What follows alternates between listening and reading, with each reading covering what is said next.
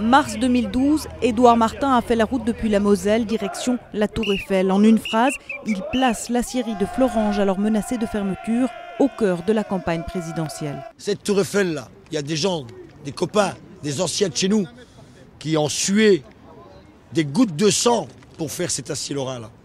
Voilà pourquoi le symbole est important pour nous. Des phrases comme celle-ci, Édouard Martin peut en produire à chaque interview. Très vite, il incarne pour les médias le combat des sidérurgistes. Et il joue des symboles en permanence. Un casque offert à François Hollande, une plaque funéraire en mémoire des promesses de Nicolas Sarkozy. Cette vallée-là ne mourra pas, ou en tout cas, on ne mourra pas à genoux. En décembre 2012, lorsque le gouvernement de Jean-Marc Ayrault enterre l'espoir de nationalisation des hauts-fourneaux, ses larmes touchent l'opinion.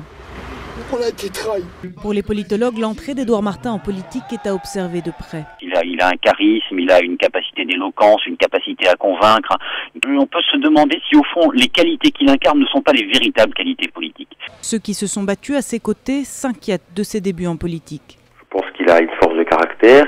La vraie question qu'il faut se poser, c'est est-ce que c'est Édouard Martin qui va changer le Parti Socialiste ou le Parti Socialiste a déjà changé Édouard Martin? Cela fait maintenant 24 ans qu'Édouard Martin est représentant du personnel. Il assure qu'en entrant en politique, il n'a pas changé de camp.